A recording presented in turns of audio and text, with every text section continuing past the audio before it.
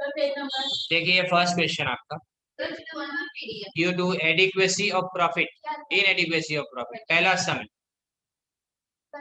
Illustration 1, page number है आपका 13। Solution के साथ में जाइए, पर पहले इसको समझ लीजिए।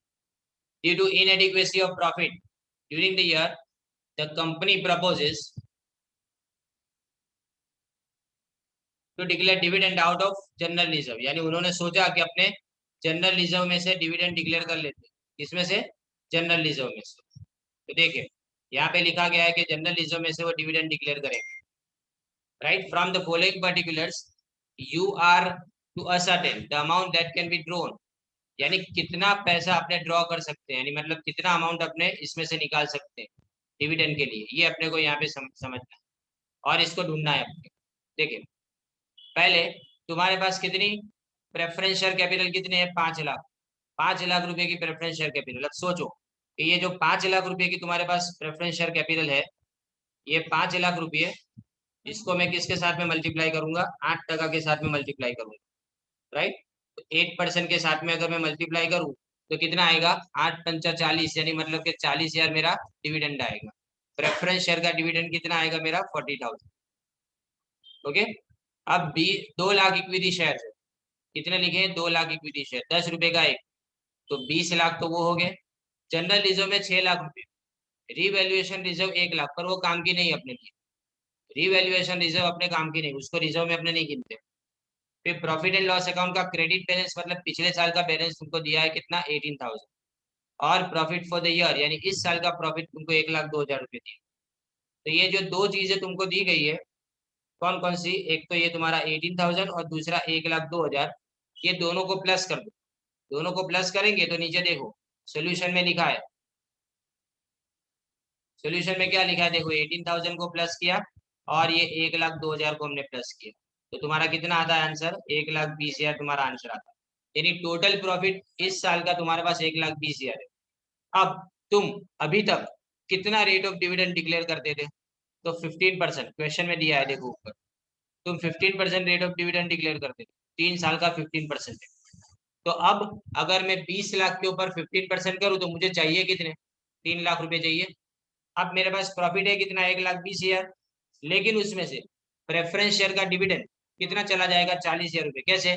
मैंने ऊपर आपको बताया, देखो 5 लाख के ऊपर 8%, 5 लाख के ऊपर 8% यानी 40,000 निकल गया। तो अब 1,20,000 में से मैं 40,000 निकाल देता हूँ, तो खाली 80,000 मेरे पास बचेगा। और मुझे चाहिए कितने? 3 लाख चाहिए।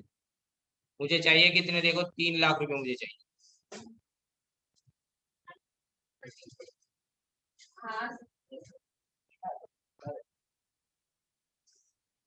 बराबर है। अब देखिए आगे, अब 3 साल का मैक्सिमम रेट कितना है तुम्हारा? 3 साल का 15%। तो अगर 20 लाख के ऊपर मैं 15% करता हूं तो मुझे मिलता है 3 लाख रुपए। अब चाहिए मुझे 3 लाख, लेकिन मेरे पास है कितना? खाली 80,000। तो 2,20,000 कम पड़ते हैं। कितने कम पड़ते हैं? 2,20,000 मुझे कम पड़ते हैं। अब मुझे चेक करना है कि क्या मैं ये 2,20,000 अपनी रिजर्व में से निकाल सकता हूँ कि नहीं। तो दो रूल है अपने सामने। कितने रूल? दो रूल। पहला रूल, रूल नंबर 1, कि अगर जो पैसा तुमने निकाला ना, वो किससे ज्यादा नहीं होना चाहिए? 10% of paid up capital and reserve से ज्यादा नहीं होना चाहिए। 10% ऑफ पेड अप कैपिटल और रिजर्व से ज्यादा नहीं होना चाहिए। देखो सोल्यूशन, सब्जेक्ट टू नंबर 1 लिखा है, उसमें देखो 10% किसका? एक तो तुम्हारी पेड अप कैपिटल में 5% क्या है तुम्हारा? 5%, सॉरी 5 लाख जो है वो तुम्हारा प्रेफरेंस शेयर कैपिटल है। 20 लाख तुम्हारी इक्विटी शेयर कैपिटल, और 6 लाख तुम्हारी जनरल रिजर्व। रिवैल्यूएशन रिजर्व नहीं लेनी। तो टोटल कितना हुआ? 31 लाख हुआ। ये 31 लाख का 10%, तो कितना हुआ? 3,10,000। ये 3,10,000 से 2,20,000 कम है, मतलब पहली कंडीशन सेटिस्फाई हो गई। मतलब मैं 2,20,000 निकाल सकता हूँ पहली कंडीशन से। वापिस रिपीट कर रहा हूँ, क्या चाहिए? पेड अप कैपिटल और रिजर्व दोनों का टोटल। पेड अप कैपिटल में equity share capital, preference share capital दोनों आएगी, और साथ में जनरल रिजर्व भी आएगी।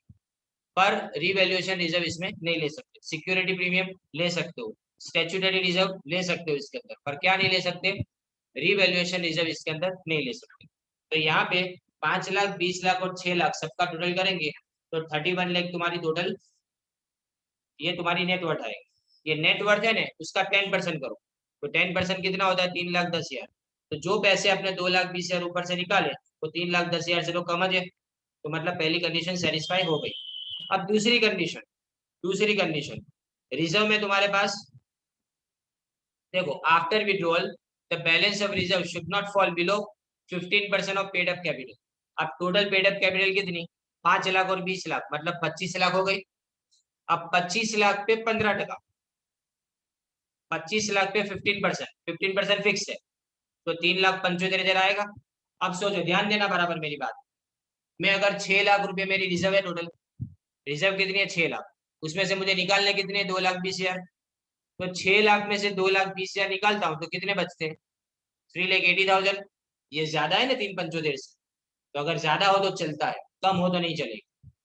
ज्यादा हो तो चलेगा, कम हो तो ना चलेगा। राइट? तुमको जो क्वेश्चन पूछा जाएगा ना, उसमें दोनों कंडीशन सेटिस्फाई वाला पूछा जाएगा। दोनों कंडीशन सेटिस्फाई वाला पूछा जाएगा। यानी 2,20,000 तुम इसमें से निकाल सकते हो क्योंकि दोनों कंडीशन तुम्हारी सेटिस्फाई यहाँ पे होती है। पहली कंडीशन कौन सी? 10% टोटल नेटवर्थ। नेटवर्थ में क्या क्या आता है? Equity share capital, preference share capital और रिजर्व। ये तीनों का टोटल करेंगे, उसका 10% निकालो। ये 10% से 2,20,000 ज्यादा नहीं होना चाहिए, पहली बात। दूसरी बात, तुम्हारी टोटल कैपिटल कितनी? 5 लाख और 20 लाख मिला के 25 लाख। उसका 15% करूँ तो 3,75,000 होता है। अब 6 लाख में से जो मैंने पैसे निकाले 2,20,000 वो माइनस करने से मुझे कितने मिलते हैं? 3,80,000 मिलते हैं, 3,80,000। ये 3,80,000 ये 3,75,000 से ज्यादा है तो चलेगा।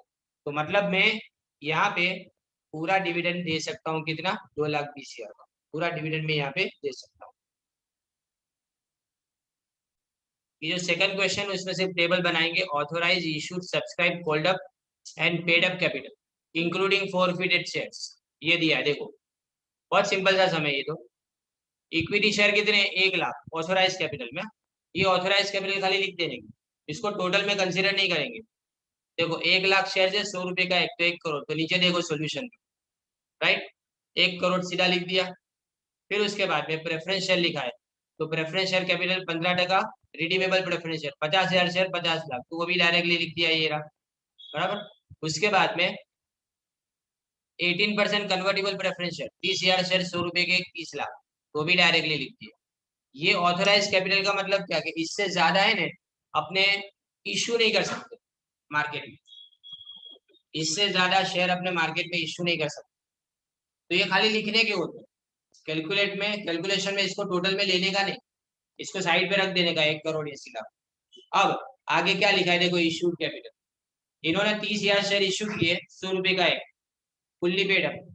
और 19,800 इक्विटी शेयर को भी इश्यू किए, 100 रुपए का एक, 80 called up and paid up. पर अब सोचो, 200 शेयर के ऊपर पैसे नहीं मिले पर इश्यू तो किए होंगे। तो टोटल मिला के इन्होंने कितने शेयर इश्यू किए होंगे? 50,000 पूरे थे। 50,000 पूरे थे। देखो नीचे इश्यूड कैपिटल क्या लिखा है? 50,000 शेयर ऑफ ₹100 ईच, यानी 50 लाख हो गए। ओके।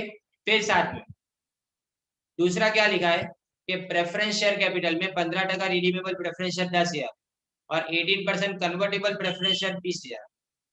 एक क्या है तुम्हारे 15% रिडीमेबल प्रेफरेंस शेयर 10,000 और कन्वर्टेबल प्रेफरेंस शेयर 20,000, तो वो दोनों भी यहाँ पे लिखे 10,000 और 20,000।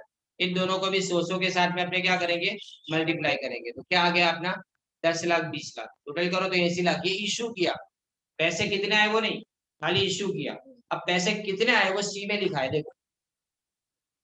पहले 30,000 इक्विटी शेयर के ऊपर 100 के 100 रुपए एक साथ में पूरे आ जाते हैं तो 30 लाख लिख दिया। 19,800 शेयर, ध्यान देना, 19,800 शेयर के ऊपर कितने पैसे आते हैं तुम्हारे? 80 कॉल्ड अप, बराबर है, और पेड अप भी उतने ही है। तो 15,84,000 यानी 15,84,000 डायरेक्टली यहाँ पे लिख देंगे। फिर लिखा है 15% 110,000 redeemable preference share eight ₹100 each, तो 10 लाख पूरे। और 20,000 कन्वर्टेबल प्रेफरेंस शेयर भी पूरे, उसके भी 100 रुपए पूरे आ गए। लेकिन सबसे इंपॉर्टेंट पार्ट इसमें क्या है? Forfeited shares. देखो नीचे लिखा है एड फॉरफिटेड शेयर्स। अपने जो 200 शेयर है ना, उसमें कितने पैसे नहीं आए? 30 और 40 यानी 70 रुपए नहीं आए। मंगवाए कितने थे? 80। उसमें से 70 नहीं आए तो आए कितने? खाली 10। तो 200 के ऊपर 10 आए तो देखो यहाँ पे ऐड किए, 200 के ऊपर 10 यानी 2000 ऐड किए, और 2000 को ऐड करके तुम्हारा टोटल बैलेंस शीट में कितना आएगा? 75,86,000। 75,86,000।